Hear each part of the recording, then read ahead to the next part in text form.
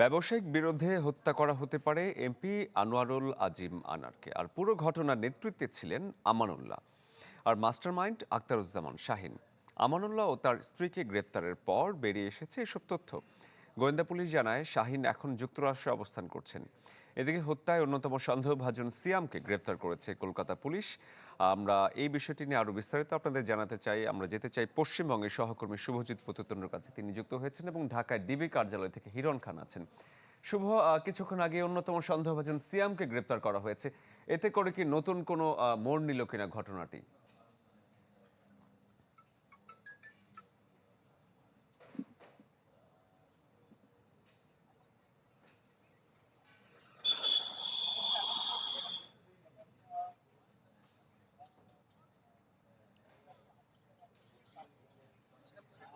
শরীফ, প্রথমে বলে রাখি, সিয়াম এবং ওরফে জিহাদ, যে দুজনের ব্যক্তির কথা বলেছিল সিয়াম এবং জিহাদ, কালকেও ডিবি থেকে একটি ব্রিফ করা হয়েছিল, আনঅফিসিয়ালি ব্রিফ।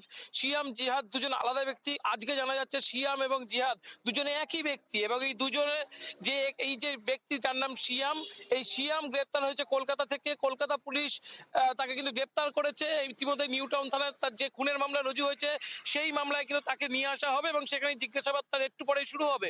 মূলত তার উপরে দায়িত্ব ছিল লাশ খণ্ড বিখণ্ড করার পর টুকরো করে করে যে ফ্রিজে রাখা হয়েছিল, সেই ফ্রিজের থেকে টুকরো নিয়ে পরপর যে বিভিন্ন কলকাতার এলাকায় ছড়িয়ে দেওয়া। গতকাল আমরা একটা কথা বলছিলাম যে ঢাকায় যে তিনজন গ্রেপ্তার হয়েছে, সেই তিনজনকে এনে যদি রিকনস্ট্রাকশন করা না হয়, অর্থাৎ ঘটনার পুনর্নির্মাণ করা না হয়, কোথায় কোথায় লাশের টুকরো ফেলেছে শুধুমাত্র একেবারে বর্ণনা শুনে, অর্থাৎ আসামিদের কথা শুনে, তাদের জিজ্ঞাসাবাদের চেয়ে বর্ণনা পাওয়া গিয়েছে, সেই দিয়ে কিন্তু রিকভারি করা সম্ভব হবে না।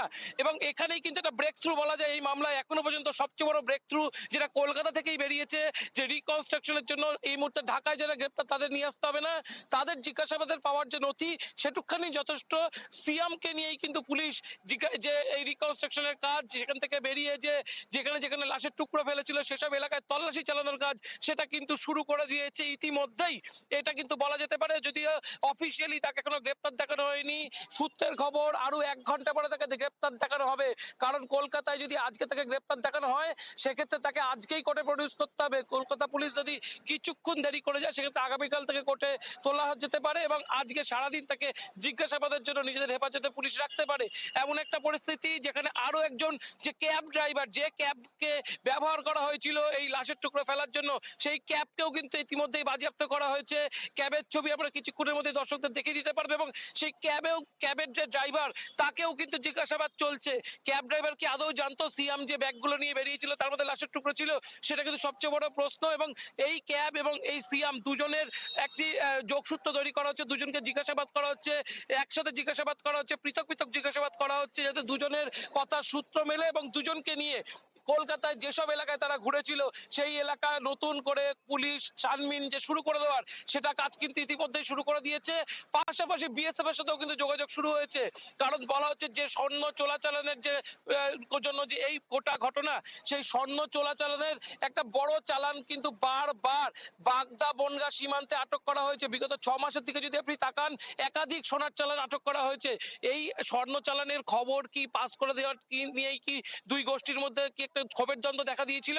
ঠিক কবে কবে সোনাগুলো আটক করা হয়েছিল, কোন কোন মাত্রায় সোনা উদ্ধার করা হয়েছিল, বিএসএফ এর সাথে কিন্তু যোগসূত্র তৈরি করা হচ্ছে। বিএসএফ এর থেকে গোটা ঘটনার ডেটা নেওয়া হচ্ছে। রবিউল নামে একজনের নাম উঠে আসছে, সেই রবিউলকেও খোঁজার কাজ ইতিমধ্যেই পুলিশ শুরু করেছে।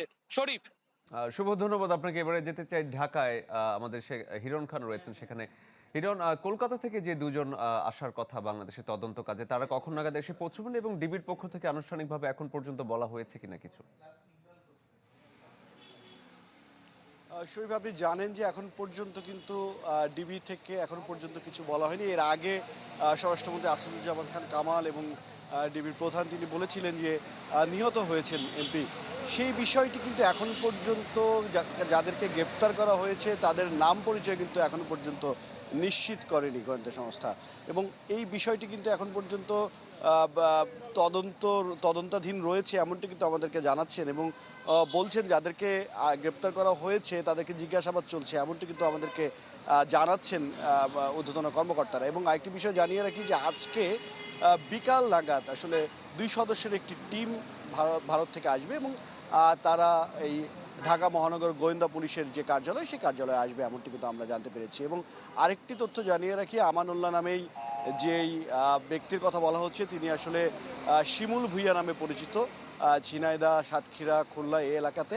এবং তার বিরুদ্ধে একাধিক অভিযোগ রয়েছে, হত্যা অভিযোগ সহ একাধিক অভিযোগ রয়েছে, আমরা এখন পর্যন্ত বিভিন্ন সূত্র থেকে এখন পর্যন্ত জানতে পেরেছি। এবং যারা এখানে গ্রেপ্তার হয়েছে বলা হচ্ছে তাদের বিস্তারিত তথ্য কিন্তু এখনো পর্যন্ত আইনশৃঙ্খলা বাহিনীর পক্ষ থেকে আমাদেরকে জানানো হয়নি। এবং আপনি জানেন যে গতকালকে তার মেয়ে শেরে বাংলা থানায় একটি অপহরণ মামলা করেছেন। এখন পর্যন্ত এখানে বাংলাদেশে কোনো হত্যা মামলা এখনো হয়নি। ইতিপূর্বে কিন্তু আমাদের সহকর্মী তিনি বলেছেন যে ভারতে হত্যা মামলা হয়েছে এবং ইতিমধ্যে 2 জনকে গ্রেপ্তার করা হয়েছে, তার মধ্যে একজনকে বলা হচ্ছে যে এই হত্যাকাণ্ডের মাস্টার মাইন্ড। এই ছিল এখান থেকে আসলে সর্বশেষ তথ্য। হিরণ, ধন্যবাদ আপনাকে। আমাদের সাথে যুক্ত হয়েছেন ঝিনাইদহ থেকে সাদ্দাম হোসেন। সাদ্দাম, আপনি নিশ্চয়ই জানেন কিছুক্ষণ আগে অন্যতম সন্দেহভাজন একজনকে গ্রেপ্তার করা হয়েছে। তো ঝিনাইদহ এই খবরটি নিশ্চয়ই পৌঁছেছে, আর এলাকাবাসী যারা আছেন তারা আসলে কি বলছেন? শরীফ, সংসদ সদস্য আনারুল আজিম আনারের মৃত্যুর ঘটনায় উপজেলা আওয়ামী লীগের পক্ষ থেকে 2 দিনের শোক ঘোষণা করা হয়েছে এবং তারা কালো ব্যাজ ধারণ করে এই শোক পালন করছেন। আসলে তার এই হত্যার কাণ্ডের ঘটনায় যারা জড়িত তাদের অনেককেই কিন্তু পুলিশ গ্রেপ্তার আটক করেছে এবং যে মূল হোতা তিনি তার এই যে কালীগঞ্জের যে আওয়ামী লীগের রাজনৈতিক নেতৃবৃন্দ রয়েছে তারা বলছেন যে মূল হোতাকে দ্রুত সময়ের মধ্যে তারা কিন্তু গ্রেপ্তার করার জন্য তারা দাবি জানাচ্ছেন। এবং এখানে আপনি দেখতে পাচ্ছেন তার যে রাজনৈতিক নেতাকর্মীরা রয়েছেন তারা কিন্তু প্রচুর ভিড় করছেন এবং রাজনৈতিক নেতাকর্মী, পরিবার পরিজন এবং শুভাকাঙ্ক্ষীরা তারা কিন্তু কান্নায় ভেঙে পড়ছেন এবং তারা কিন্তু শুধুমাত্র একটি দাবি করছেন যে তার নেতার যে মরদেহ সেই মরদেহ দেখার অপেক্ষায় তারা করছেন এবং তারা চাচ্ছেন যে মরদেহ দ্রুত সময়ের মধ্যে দেশে ফিরিয়ে আনা হোক এবং যারা এই হত্যাকাণ্ডের সাথে জড়িত তাদেরকে দ্রুত আইনের আওতায় আনা হোক এবং যে তার যে মূল পরিকল্পনাকারী যার নাম বলা হচ্ছে আখতারুজ্জামান, তিনি আসলে কেন, কি কারণে বা কোনো ব্যবসায়িক কারণে হত্যা হয়েছে কিনা এটিও কিন্তু রাজনৈতিক তার নেতারা বলছেন। তো আসলে এখন পর্যন্ত এখানে কিন্তু হাজার হাজার মানুষের সমাগম এবং তারা কিন্তু একটি অধীর অপেক্ষায় করছেন যে কখন তাদের এই প্রিয় নেতার মরদেহ বাংলাদেশে নিয়ে আসা হবে। তো শরীফ, এখন পর্যন্ত এখানে ছিল সর্বশেষ পরিস্থিতি। সাদ্দাম, ধন্যবাদ আপনাকে। দর্শক, আমরা জানাতে চেষ্টা করছিলাম কলকাতা সহ ঢাকা যে ডিবি রয়েছে সেখানে আমাদের সহকর্মী রয়েছেন এবং ঝিনাইদহ থেকেও পুরো ঘটনাটি আপনাদের একসাথে যোগসূত্র করার চেষ্টা করছিলাম। দর্শক, আগে জানাচ্ছিলাম ব্যবসায়িক বিরোধে হত্যা করা হতে পারে এমপি আনোয়ারুল আজিম আনারকে, আর পুরো ঘটনার নেতৃত্বে ছিলেন আমানুল্লাহ।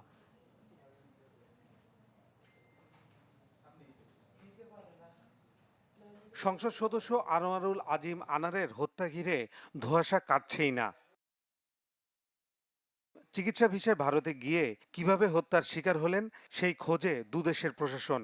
এরই মধ্যে ঢাকার গোয়েন্দা তদন্তে মিলেছে চাঞ্চল্যকর কিছু তথ্য। ঢাকার গোয়েন্দা পুলিশ দাবি করেন খুনের মাস্টারমাইন্ড এমপি আনোয়ারের ঘনিষ্ঠ বন্ধু যুক্তরাষ্ট্র প্রবাসী আখতারুজ্জামান শাহিন, যিনি পাশের উপজেলার পৌর মেয়র শহীদুজ্জামান সেলিমের ভাই। গোপন তথ্যের ভিত্তিতে পুলিশ ভাড়াটিয়া খুনি আমানুল্লাহকে গ্রেপ্তার করে। তার দেয়া তথ্যে উঠে আসে খুনের আদ্যপাদ্য। পরে পশ্চিমবঙ্গের পুলিশকে বিষয়টি অবহিত করে ঢাকার গোয়েন্দা পুলিশ। খুনের মোটিভ, কারা কারা খুন করেছিলেন, এই সব তথ্যই আমাদের ভারতীয় পুলিশ কাজ করছে, আমাদের পুলিশও কাজ করছে। গোয়েন্দা পুলিশ আরও জানায় হত্যার পরিকল্পনা হয় গত মাসের 30 এপ্রিল থেকেই। সে সময় আখতারুজ্জামান শাহিন, আমানুল্লাহ ও শিরিস্তা কলকাতায় যান। নিউটাউনের অভিজাত এলাকায় একটি ফ্ল্যাট ভাড়া নেন তারা। তাদের সাথে যোগ দেয় ভাড়াটিয়া খুনি সিয়াম, জিহাদ, মোস্তাফিজ ও ফয়সাল। হত্যার ছক কষে 10 মে বাংলাদেশে চলে আসে শাহিন। 13 মে একটি সিসিটিভির ফুটেজ বিশ্লেষণে দেখা যায় পশ্চিমবঙ্গের একটি লাল প্রাইভেট কারে 3 জন নিউটাউনের ফ্ল্যাটে যান। গ্রেপ্তার আমানুল্লাহ জানায় সেদিনই শ্বাসরোধ করে খুন করা হয় এমপি আনোয়ারুল আজিমকে। ঘটনা ভিন্ন খাতে দিতে মরদেহ কয়েক টুকরো করা হয়। 14 মে আকাশপথে ঢাকা ফিরে শিলিস্তা ও আমানুল্লাহ। দুদিন পর দেশে ফেরেন মুস্তাফিজ ও ফয়সাল। হত্যার ঘটনা ভিন্ন খাতে নিতে এমপি আনোয়ারের ব্যবহৃত মোবাইল নম্বর থেকে 16 তারিখ সকালে ব্যক্তিগত সহকারী আব্দুর রৌফ ও ঝিনাইদহ জেলা আওয়ামী লীগের সাধারণ সম্পাদক সাইদুল করিম মিন্টুকে কল করা হয়। গোয়েন্দা পুলিশ বলছে ব্যবসায়িক দ্বন্দ্ব ছিল শাহিন ও নিহত এমপি আনারের। যদিও শাহিনের ভাই পৌর মেয়র শহীদুজ্জামান সেলিম বলছেন, পরিবার নিয়ে দীর্ঘদিন যুক্তরাষ্ট্রে থাকেন শাহিন, মাঝে মধ্যে দেশে আসেন, ভারতেও যান। হত্যায় তার জড়িতর বিষয়টি নিয়ে তিনিও ধোঁয়াশায়। বাংলাদেশেই ছিল, তো আমি যতদূর জানি। তো আমার সাথে প্রায় 2 মাস কোনো যোগাযোগ হয়নি আর কি, দেখা হয়নি, মধ্যে মাঝে ফোনে কথা হয়েছে। এই ঘটনার পর গোয়েন্দা পুলিশ মূল পরিকল্পনাকারী শাহিনের গুলশানের বাসায় অভিযান চালায়। ফয়সাল হোসেন, চ্যানেল 24, ঢাকা। ওয়ালটন ফ্রিজ কিনে অনেকের মতো আপনিও হয়ে যেতে পারেন মিলেনিয়াল। ব্যাংক খাতে সুশাসন, জবাবদিহিতা ও স্বচ্ছতার অভাব দেখা দিয়েছে, যার ফলে দুর্বলতর প্রতিষ্ঠানে রূপ নিয়েছে কেন্দ্রীয় ব্যাংক। ব্যাংক খাতের পরিস্থিতি নিয়ে সিপিডির আলোচনায় বক্তারা জানান, স্বাধীনভাবে কাজ করতে না পারায় দীর্ঘায়িত হচ্ছে সংকট, যার মূলে রাজনৈতিক এবং ব্যবসায়িক প্রভাব। গেল 10 বছরে 3 গুণেরও বেশি বেড়ে খেলাপি ঋণের পরিমাণ দাঁড়িয়েছে 1,45,633 কোটি টাকা। এছাড়াও মালিকানা পরিবর্তনের পর একাধিক ইসলামী ব্যাংকে দেখা দিয়েছে তারল্য সংকট। এমন পরিস্থিতিতে ব্যাংক খাত থেকে মানুষের আস্থা উঠে যাচ্ছে। বক্তারা জানান, রাজনৈতিক সদিচ্ছা ছাড়া ব্যাংক খাতের বর্তমান সংকট কাটানো সম্ভব নয়। সুশাসন, সেই সুশাসন, জবাবদিহিতা, স্বচ্ছতা, এইগুলোর অনেকখানি ক্ষরণ ঘটেছে। আরেকটা বিষয় হচ্ছে যে লিকুইডিটি, সেই লিকুইডিটির ক্ষেত্রেও কিন্তু অনেকখানি আমরা দেখছি যে নেগেটিভ ক্যাশ ফ্লো এই লাস্ট কোয়ার্টারে। বাংলাদেশ ব্যাংক এত ভালো করছে, সবকিছু করতে গিয়ে লোকের 12টা বাজছে। হঠাৎ করে ডিসিশন নেয়, আবার 2 দিন পর আবার চেঞ্জ করে। এবং বাংলাদেশ ব্যাংকে আমি জানি না, এত ঘন ঘন সিদ্ধান্তের পরিবর্তন, এতগুলো সার্কুলার। আমি 4 বছর ছিলাম, সর্বগুণে এর 10 ভাগের 1 ভাগেও সার্কুলার বোধহয় আমি দেই নাই। আর্থিক সংকটে সরকার বাধ্য হয়েছে বার্ষিক উন্নয়ন কর্মসূচিতে লাগাম টানতে। 2024-2025 অর্থ বছরের জন্য ঘোষিত এডিপিতে বরাদ্দ বেড়েছে মাত্র 2000 কোটি টাকা, যা গেল কয়েক বছরের তুলনায় কম। বিশ্লেষকরা বলছেন, চলমান অর্থনৈতিক বাস্তবতাই ফুটে উঠেছে এডিপিতে। রাকিব আল জাবেদের রিপোর্টে বিস্তারিত। ক্যামেরায় ছিলেন নাসির উদ্দিন ভুইয়া। গেল 1.5 দশকে দেশে বিস্তৃত হয়েছে অর্থনৈতিক কর্মকাণ্ড। কেন্দ্র থেকে প্রান্ত নেওয়া হয়েছে প্রায় 2000 উন্নয়ন প্রকল্প, কিন্তু সেই হারে শক্ত হয়নি অর্থনীতির ভিত। তাই ব্যয় সংকোচনের নীতিতে কৌশলী সরকার, যার ছাপ আসছে বছরের এডিপিতেও। চলতি অর্থবছরের তুলনায় যার আকার বেড়েছে মাত্র 2000 কোটি টাকা। রাজনৈতিক নানা প্রতিশ্রুতি থাকলেও প্রকল্প নেওয়া হচ্ছে আর্থিক সক্ষমতা বিবেচনায়। রাশ টানা হয়েছে মেগা প্রকল্পের কাজেও। সবচেয়ে বেশি 26.5% বরাদ্দ দেওয়া হয়েছে পরিবহন ও যোগাযোগ খাতে, যেখানে আমলে নেওয়া হয়েছে পাইপলাইনে থাকা বেশ কয়েকটি মেগা প্রকল্পের বিবেচনায়। এরপরই আছে বিদ্যুৎ, জ্বালানি, শিক্ষা ও স্বাস্থ্যের মতো খাতগুলো, যদিও বরাবরই প্রশ্ন বাস্তবায়ন দক্ষতা নিয়ে। পুরো এডিপিটাই তো আমাদের নিজস্ব অথবা বৈদেশিক ঋণ নিয়ে আমরা করছি, তাহলে ঋণের একটা চাপ আছে। সুতরাং যদি রিটার্নটা ঠিকমতো সময় মতো না আসে, আমার প্রাক্কলিত মাত্রা অনুযায়ী না আসে, তাহলে তো এটা একটা বড় ধরনের সমস্যা আমরা পরবর্তীতে পড়ে যাব। এখন যেহেতু আমাদের একটা অর্থনৈতিক সমস্যা রয়েছে, চাপ রয়েছে, কেউ কেউ বলেন সংকট আছে, এখন এই সুযোগে যদি আমরা এই জায়গাতে খরচের বিষয়গুলো পুনর্বিবেচনা করি, কিভাবে খরচ আর কমানো যায়, সেই বিষয়গুলো যদি আমরা চিহ্নিত করতে পারি, তাহলে আমি মনে করি যে সেটা একটা বড় কাজ হবে। আইএমডির হিসাব বলছে, চলতি অর্থবছরে সর্বাধিক 65% অর্থ খরচ করতে পেরেছে বিদ্যুৎ বিভাগ। বরাদ্দের অর্ধেক খরচ করতে পেরেছে স্থানীয় সরকার, সেতু, সড়ক পরিবহন ও মহাসড়ক বিভাগ। যদিও তালিকায় বেশ পিছিয়ে রয়েছে স্বাস্থ্য, শিক্ষার মতো জনগুরুত্বপূর্ণ খাতগুলো। তাই প্রকল্প বাস্তবায়নে ব্যর্থতায় জড়িতদের জবাবদিহিতার আওতায় আনার আহ্বান এই অর্থনীতিবিদের। যে চ্যালেঞ্জটা হবে সেটা হলো যে এই যে বিনিয়োগটা আমরা করব, এই বিনিয়োগটা নিয়ে তো অনেক ধরনের প্রশ্ন থাকে। আমাদের আইএমএডি প্ল্যানিং কমিশনে তাদের বিভিন্ন রিপোর্টে বলা হচ্ছে যে এটা 1.5 গুণের মতো সময় লাগে, এটা রিভাইজ করা হয়। বাস্তবায়নের দিক থেকে সাশ্রয়ী হওয়া এবং সময় মতো বাস্তবায়ন করা, এই তাগিদটা কিন্তু এখন আরও অনেক বেড়ে যাবে। যারা একবার ভাগ নিয়ে অভ্যস্ত, তারা তো ভাগই নিবে। তাদের তো সে ভাগ নেওয়া বন্ধ করবে না, সেটার জন্য কোনো সরকারের কোনো বড় প্রচেষ্টা তো আমরা দেখছি না, কোনো ভিজিলেন্স টিম তো দেখছি না যে যেটা তাদেরকে সতর্ক করবে। আইএমডির তথ্য বলছে চলতি অর্থবছরের এপ্রিল পর্যন্ত এডিপি বাস্তবায়িত হয়েছে 49%। রাকিব আল জাবেদ, চ্যানেল 24, ঢাকা। এই ঈদে কনকা হাইকোর নির্দিষ্ট পণ্য কিনে ঘষা দিন স্ক্র্যাচ কার্ডে, জিতুন গোল্ড জুয়েলারি আর আকর্ষণীয় সব নিশ্চিত উপহার। শ্রম আইন লঙ্ঘনের মামলায় 4 জুলাই পর্যন্ত জামিনে থাকবেন নোবেল জয়ী ডক্টর মোহাম্মদ ইউনূস। আদালত থেকে বেরিয়ে ডক্টর ইউনূস সাংবাদিকদের বলেন, মামলার কারণে ব্যাহত হচ্ছে তার রুটিন কাজ, আর ভাবমূর্তি নষ্ট হচ্ছে দেশের। শ্রম আইন লঙ্ঘনের মামলায় জামিনের মেয়াদ বৃদ্ধির আবেদন নিয়ে বৃহস্পতিবার সকালে শ্রম আপিল ট্রাইব্যুনালে আসেন ডক্টর মোহাম্মদ ইউনূস। একই সাথে এই মামলায় দণ্ডিত অন্য 3 আসামিও জামিনের মেয়াদ বৃদ্ধির আবেদন করেন। আবেদনের শুনানি শেষে 4 জুলাই পর্যন্ত জামিনের মেয়াদ বাড়িয়ে দেয় ট্রাইব্যুনাল। আদালত কক্ষ থেকে বেরিয়ে গণমাধ্যমের সাথে কথা বলেন ডক্টর ইউনূস। দাবি করেন তাকে নিয়ে টানা হ্যাচড়া করা হচ্ছে, কাজ করতে দেয়া হচ্ছে না, এতে নষ্ট হচ্ছে বাংলাদেশের ভাবমূর্তি। শেষ বয়সে যেটুকু করে যেতে চেয়েছিলাম আমাকে সে সুযোগ দেওয়া হচ্ছে না, আমাকে নানা টানা হিস্ট্রির মধ্যে রাখা হচ্ছে, সেটা দেশের মানুষ ঠকছে। বাংলাদেশের ইমেজ সংকট হচ্ছে কিনা? হচ্ছে, অবশ্যই হচ্ছে। কেউ আমার উপরে রাগ করলো, কেন রাগ করলো, এত রাগ করলো যে আমাকে কাজকর্ম থেকে বিচ্যুত করে দিতে হবে, আমাকে গ্রামীণ ব্যাংক থেকে সরিয়ে দিতে হবে, ইত্যাদি ইত্যাদি। কী সেই রাগের কারণ? ডক্টর ইউনূসের এমন বক্তব্যের কড়া সমালোচনা করেন রাষ্ট্রপক্ষের আইনজীবী। বলেন, একজন দণ্ডিত ব্যক্তি এমন মন্তব্য করতে পারেন না। একটি আপিলকে নিয়ে শুনানি করে বাংলাদেশ রাষ্ট্রকে নিয়ে কথা বলার এটা ঔদ্ধত্যপূর্ণ আচরণ, এটা উনি বলার এখতিয়ার রাখে না। আপনাকে মাথায় রাখতে হবে প্রফেসর ইউনূস কিন্তু এখানে সাজাপ্রাপ্ত আসামি। এ বছরের জানুয়ারিতে শ্রম আইন লঙ্ঘনের অভিযোগে ডক্টর ইউনূস সহ 4 জনকে 6 মাসে জেল দেন শ্রম আদালত। পরে এই রায়ের বিরুদ্ধে আপিল করা হয়। আশাকিন প্রিন্স, চ্যানেল 24, ঢাকা। কলকাতায় খুন হওয়া সংসদ সদস্য আনোয়ারুল আজিমকে নিয়ে তদন্ত শেষ হবার আগে কিছু বলা যাবে না বলে মন্তব্য করেছেন আওয়ামী লীগের সাধারণ সম্পাদক ওবায়দুল কাদের। রাজধানীর তেজগাঁওয়ে এক অনুষ্ঠানে তিনি আরও জানান, এ বিষয়ে অনুসন্ধান করতে কোনো বাধা নেই। ইনভেস্টিগেশন কমপ্লিট হওয়ার আগে আমরা তো বলতে পারছি। আপনারা এখন বলছেন কলকাতায় তাকে কি চোরা কারবারে কি, তা আমি সাংবাদিকদের বলি, আপনারা কি 3বার তিনি জাতীয় সংসদে এমপি নির্বাচিত হয়েছে, তখন আপনারা কি এই তথ্যটি পেয়েছিলেন? এখন ভারতীয় সাংবাদিকরা কোন তথ্য আনলো সেটার উদ্ধৃতি দিচ্ছেন কেন? নোয়াখালীর কোম্পানীগঞ্জ উপজেলা নির্বাচনে ওবায়দুল কাদেরের ছোট ভাই শাহাদাত হোসেনের মনোনয়নপত্র গ্রহণে হাইকোর্টের আদেশ বহাল রেখেছেন আপিল বিভাগ।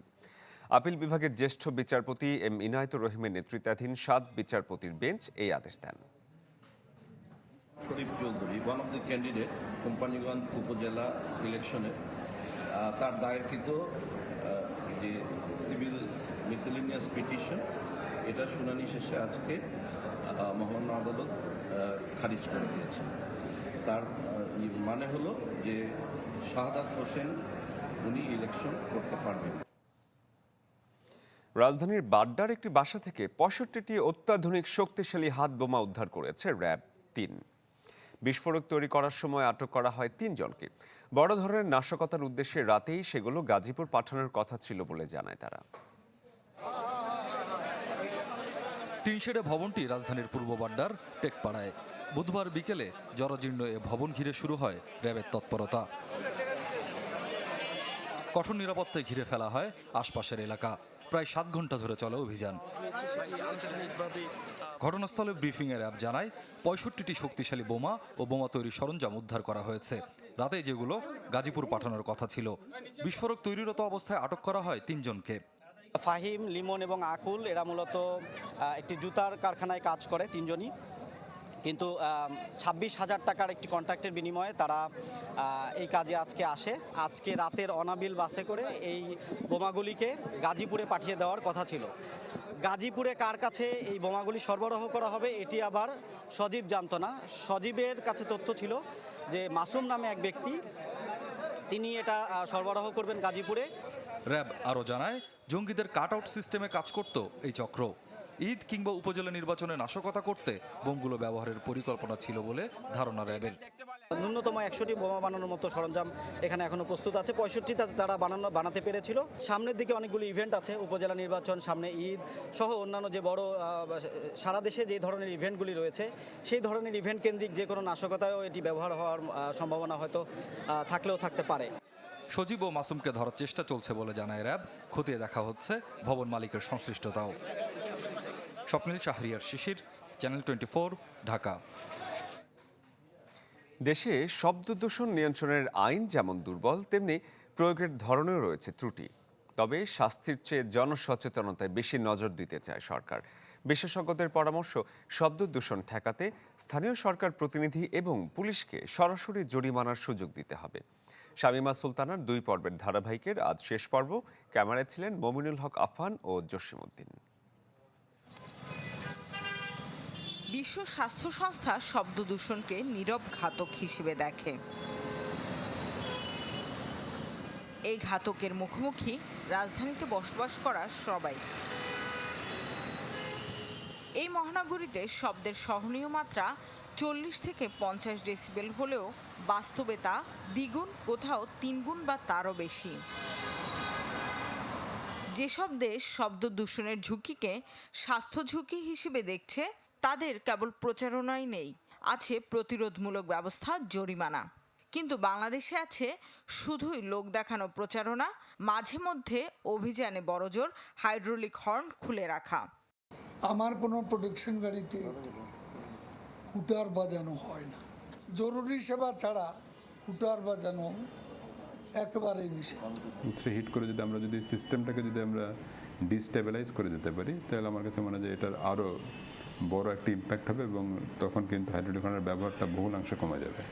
শব্দের মাত্রা পরিমাপে পরিবেশ মন্ত্রণালয়ের পরিকল্পনা আছে, তবে তা এখনো চালু হয়নি, হবে আগামীতে। এই যে রিয়েল টাইম মনিটরিং যেটা এখন আমরা করব, এটা মনে হয় আমাদের জন্য অনেক ভালো একটা কাজ হবে। কারণ আমাদের বার্তা তো একটাই, সেটা হচ্ছে যারা যিনি হয়তো হর্নটা বাঁচাবেন, উনি যদি ওনার নিজের কী ক্ষতি হচ্ছে, ওনার স্বাস্থ্যের কী ক্ষতি হচ্ছে, এটা যদি উনি বুঝেন, তাহলে হয়তো 2 বার চিন্তা করবেন যে এই জায়গায় ওনার হর্ন বাজানোটা সমীচীন কিনা।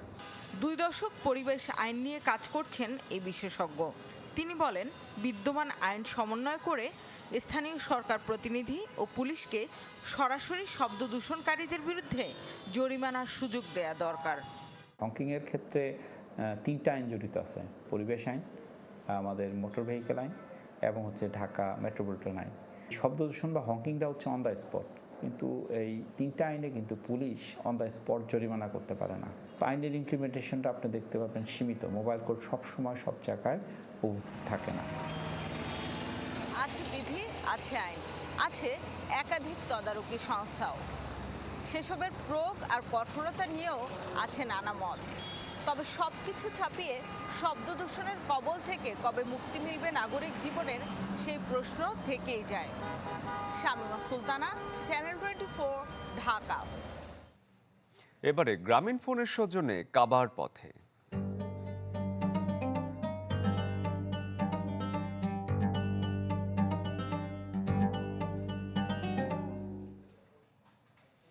এবারের হজ যাত্রায় ভিসা ও টিকিট নিয়ে অনিশ্চয়তা কেটে গেছে অনেকটাই।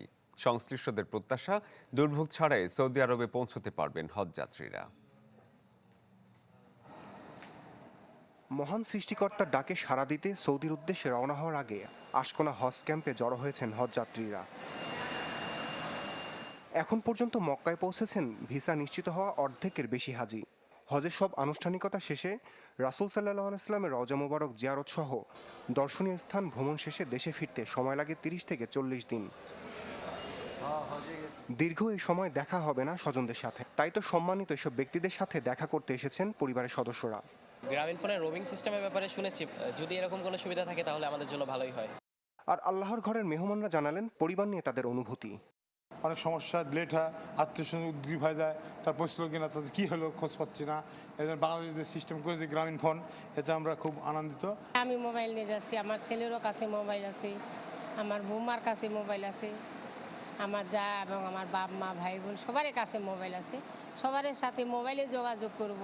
যেহেতু তারা চিন্তিত থাকবেন, তা আমি ওই নেটের মাধ্যমে অর্থাৎ টাচ মোবাইলের মাধ্যমে যখন হয়তো একটু সুযোগ পাবো, তখন হয়তো তাদেরকে একটু শুভেচ্ছা বা আমার অবস্থান কেমন আছে এটুকু হয়তো জানাবো। হজ সংশ্লিষ্টরা বলছেন কিছু যাত্রীর ভিসা আর বিমানের টিকিট নিয়ে যে সংকট তৈরি হয়েছিল তা কেটে গেছে। আমাদের আরও আগের থেকে অনেক কয়েকটা এজেন্সি যখন ছিল যে তাদের ভিসা হচ্ছিল না, সবগুলি এজেন্সিরই ভিসা হয়ে গেছে। এখন আর ভিসা হওয়া নিয়ে আমাদের আর কোনো শঙ্কা নাই।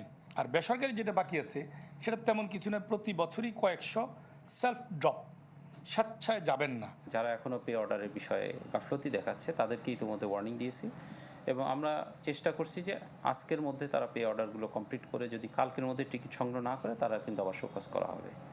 আমরা কিন্তু ভিসা যেভাবে আমরা ধারাবাহিকভাবে শেষ করাই নিয়ে আসছি, টিকিটও কিন্তু আমরা 2-1-এর মধ্যে শেষ করতে চাই। আগামী 12 জুন ঢাকা ছাড়বে হজের শেষ ফ্লাইট। চাঁদ দেখা সাপেক্ষে 16 জুন শুরু হবে হজের মূল আনুষ্ঠানিকতা। রমিজ হুসাইন, চ্যানেল 24, ঢাকা। এবারে খেলার খবর। যুক্তরাষ্ট্র বাংলাদেশ সিরিজ আজ দ্বিতীয় টি20। প্রথম ম্যাচ হারের পর চারপাশের সমালোচনায় এখন চাপের মুখে বাংলাদেশ। ঘুরে দাঁড়ানো ছাড়া কোনো পথ খোলা নেই বাংলাদেশের সামনে। ম্যাচের আগে অনুশীলন না করে হিউস্টনে নাসা স্পেস সেন্টার ঘুরে দেখেছেন ক্রিকেটাররা। আর আত্মবিশ্বাসী যুক্তরাষ্ট্রের লক্ষ্য এই ম্যাচে সিরিজ জয়। টেক্সাসের হিউস্টনের প্রেরি ভিউ ক্রিকেট কমপ্লেক্সে খেলা শুরু হবে রাত 9টায়। টিম বাংলাদেশ নিয়ে আস্থার সংকট চারপাশে। যুক্তরাষ্ট্রের মতো দলের সাথে হার মেনে নেওয়া কঠিন। দুঃস্বপ্নের পর এবার দ্বিতীয় টি20। গুরুত্বপূর্ণ ম্যাচের আগে অনুশীলন ছিল না বাংলাদেশের।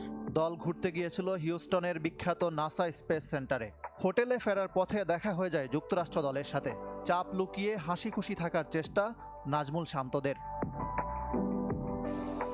যতই লুকানোর চেষ্টা হোক, চাপটা তো বাংলাদেশের উপর। টপ অর্ডার ব্যর্থতা কাটছেই না। মিডল অর্ডারে 1 বা 2 জনের উপর নির্ভর করে বড় স্কোর সহজ নয়। লিটন দাস, নাজমুল শান্ত, সৌম্য সরকাররা রান না ফিরলে বিপদ আরও বাড়তে পারে। দু অভিজ্ঞ সাকিব আল হাসান আর মাহমুদুল্লাহরও ছন্দে ফেরা জরুরি। ব্যাটারদের টানা ব্যর্থতার মাঝেও এতদিন বোলিং ইউনিট তবু আশা দেখিয়েছে, কিন্তু যুক্তরাষ্ট্রের বিপক্ষে তারাও করেছেন হতাশ। আইপিএল মাতানো মুস্তাফিজের জাতীয় দলে ভিন্ন রূপ। ডেথ ওভারে কার্যকর হতে পারছেন না ফিজ। সাকিব আল হাসানের মতো অভিজ্ঞ বোলার কেন শেষ ওভারে বল করলেন না, সেই প্রশ্ন উঠেছে।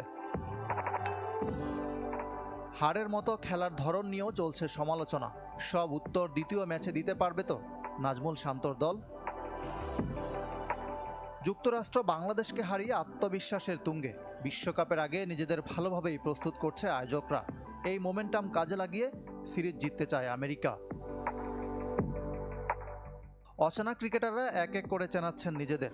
দলে তারকা বলতে ছিল সাবেক New Zealander Corey Anderson. Steven Taylor, Harmeet Singh দেখিয়েছেন প্রতিভার ঝলক। এই ম্যাচে হয়তো চেনা যাবে অন্য কাউকে। বাংলাদেশকে হারিয়ে ম্যাচ সেরা হারমিস সিং বলেছিলেন, ওরা আমাদের হালকাভাবে নিয়েছিল, হেসে খেলে হারানোর মতো দল আমরা না। সত্যিই তাই, যুক্তরাষ্ট্র আরও চমক দেখানোর অপেক্ষায়। ইকরাম হুসাইন, চ্যানেল 24। দর্শক, এই ছিল দুপুর 1টার খবরে। বিশ্বের যে কোনো প্রান্ত থেকে সবশেষ খবর সবার আগে জানতে ভিজিট করুন আমাদের ফেসবুক পেজ, ইউটিউব চ্যানেল এবং ওয়েবসাইটে। এতক্ষণ যারা সাথে ছিলেন ধন্যবাদ জানাচ্ছি সবাই।